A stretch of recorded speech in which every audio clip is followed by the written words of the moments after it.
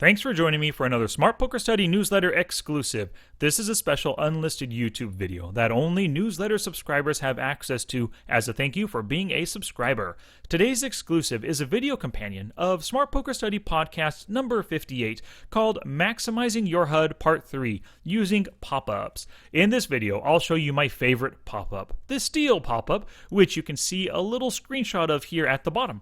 I'll discuss each of the stats, and I'll go into how I use this to steal against the right kind of opponents. So let's go ahead and start some reviewing. But before we actually review any hands, let's just take a look at the Steal pop-up, and I'll go over a lot of the different stats within it, or all the different stats within it. And you can see that each stat has the total percentage, the total column here. And then it's all broken up by position right here to give me a better read on my opponents. You can see at the top of the Steal pop-up is the Steal portion of the pop-up. And below it is the versus Steal portion of the pop-up. So up top, we've got the Steal, then of course the fold to a 3-bet re-steal stat. And the totals, and they're all broken up by position too, so we can get a really good fix on our opponent. Down below this, in the versus Steal section, we've got the fold to Steal, and of course we only care about this in the small blind and big blind. The call to Steal right there, the 3-bet versus Steal, and the all-important big blind fold versus the small blind Steal. And one quick thing to note, of course, is that when somebody is facing a Steal, whatever that they do, they have 3 choices really. They can fold, call, or 3-bet versus the Steal. All of these numbers add up to 100%. I could choose to just leave off the 3-bet, and if this was 93 and this was 5, then you know that 2% of the time they 3-bet. But because it's the pop-up, I went ahead and put on every single Steal-related stat on it because I've got room in a pop-up. The pop-up can cover the whole screen if it needs to with all the details that you want in it, So this is the Steal pop-up. So let's go ahead and, keeping this in mind, let's look at some Steal, some different hands where we stole, and then we'll also look at some hands where we faced a Steal. So first off right here, we've got the Jack-7. We know if we open this hand, it's not for value. We basically want a fold right here. How often does a 3, my standard raise is to 3 big blinds. So right now, how often does my 3 big blind raise have to work? So let's whip out the calculator. Making it 3 big blinds here is 75 cents. And so you take your total bet divided by the total pot after you bet. So divided by 105, which is the 75 cents, plus the 35 in the pot, means our bet has to work 71% of the time. Now, this guy is an unknown. He's folded to Steals now just 1 out of 2 times, 50%. And he folds over a pretty good sample. He folds 84% of the time. So we can probably assume, not really knowing much about this guy, but if we don't know much about him, he doesn't know about us too. We could be opening for value here for all he knows. But so most likely our Steal is going to work, especially given how often this guy folds. So we just did the math. We needed it to work 71%. How often is it going to work right here? Well, if this guy had a bigger sample size, let's say it was 1,000 hands and he folds 50% of the time, you multiply his 50% fold to Steal times his 84% to find out how often they steal or they fold versus a Steal together. So if we just do that right here, 0.5 times 0.84 gives us 42% of the time. So on average, these guys are going to call. Our Steal isn't going to work here. But that doesn't mean it's not a good spot to steal. He's an unknown. He doesn't know us. We could absolutely take down the blinds right here. He called. Now, on this flop right here, a King Jack 3 flop, we're in position, so we get to act after he acts. That's one of the great things about stealing from the button or the cutoff, and when the blinds call, is that now you can determine what to do after they act. So he checked, showing weakness. He could have a king, he could have a better jack, who knows? But we have the second pair right here. We're going to fire the C-bet, hopefully just to take it down, maybe get him to fold an overcard ace that might hit on a later street. I doubt he'd pay off with any not pocket threes, but with a 3 or a pocket pair below jacks and, above the 3. So we're not really trying to go for value here. It's more like we're pushing him off hands that could draw out on us, and we do so. Great. Look at the next one here. All right, so it gets folded around to us. We can see after 75 hands, this guy never folds to Steals. But he's a pretty aggressive guy, quite active post-flop, of course, also. This guy folds 100% of the time. Oh, only 1 out of 1, so you can't really determine that. But I try to increase my aggression by stealing as frequently as possible. Now, Jack 9 off is not a terrible hand to steal with. You've got pretty decent equity against anything that's going to call you, and it's an easy fold if you face a 3-bet. So let's see what happens. I decide to open, and we get one caller right here. And the flop comes king 3-4, which we absolutely hit nothing of. But we can see this guy actually folds to c-bets 86% of the time, which is great. That means he only continues 14%. He only continues when he has something. So barring a king, he's going to fold, maybe a couple of spades for the flush draw. But barring that, he's going to fold right here.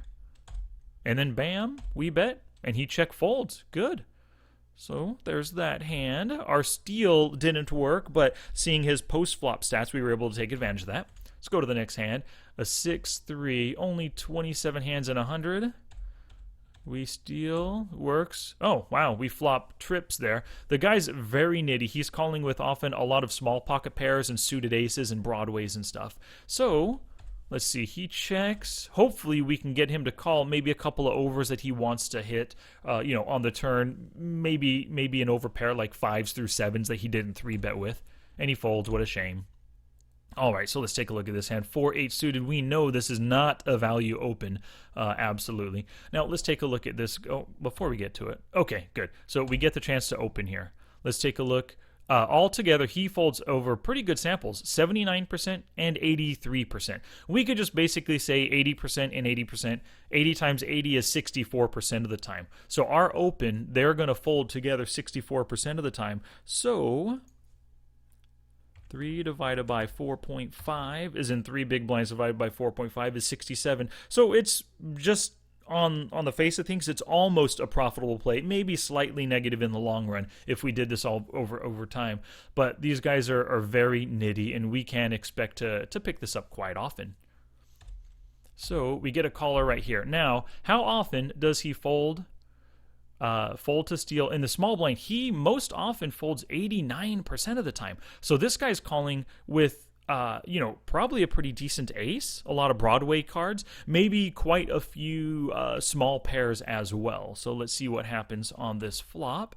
Deuce, Jack 6. Now, that does not hit him all that well. The Jack could hit him with some kind of a top pair hand, but he might have a King Queen, a King 10, a Queen 10 that has some backdoor draws. Maybe, and without a suited board, it's a rainbow board, he doesn't have a flush draw for sure, maybe a backdoor flush draw.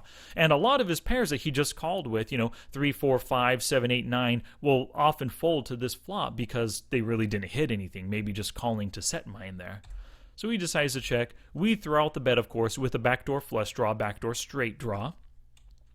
Hoping to get him to fold. He decides to call. That's interesting. He folds most of the time right there to bets. So, and with this 5, we pick up an additional draw right here.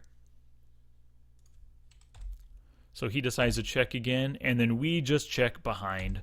Now the king comes. Now the king is definitely a scare card for him. There's not many kings that he would have called with pre-flop that would have called the flop as well. Maybe King Jack would have, but I could have seen a King Jack check raise on the flop. He didn't. He just check called. It's doubtful that he has many kings in his range right here. So he checks, and we decide to bet. You can figure it like we had a Jack that we decided to bet the flop, pot controlled, and then the king hit on the river. We don't think he has one, but he's going to put us on a Jack here regardless. So he decides just to fold, and it's a good little delayed double barrel that took the pot down. Alrighty, so that's the steal. Looking at some steal opportunities. Let's take a look now at some spots where we defended against the steal.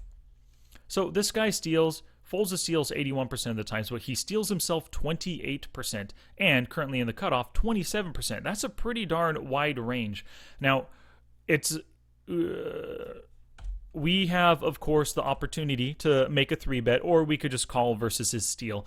But with pocket aces, you want to get value, and you want to start building the pot sooner rather than later. And let's take a look. 6K hands. He steals and then folds 53% of the time. So quite often. I think I probably should have sized this a little bit smaller to get him to come along with me. Instead of the full 3x 3-bet, maybe 2.25, 2.5x 3-bet to get him to come along. But what happens here? Yep, he decides to fold. So it's a bummer. I mean, it's great that we won 3.5 BBs, but it would have been nicer had he come along and then, we taken almost the whole stack or got a couple extra value bets in along the way, So we've got the ace jack here. Now this guy, he folds the seals 74% of the time. Over 2K hands, he's pretty aggressive, getting to be lag aggressive, loose aggressive, So most likely he is on a steal here. Let's take a look at his steal pop-up. We see that he steals from the small blind a whopping 47% of the time. This guy loves to steal. He loves to just take advantage of having that opportunity to come in and take that big blind away. So we decide to give it a pretty good size, a pretty hefty raise here, expecting him to fold most of the time. It could also be kind of a value 3-bet in that he has a lot of weaker aces and a lot of broadways and stuff that he could come along with here, should he choose to. But he just folds, and then we take down a really nice little 2.5 or so BB pot.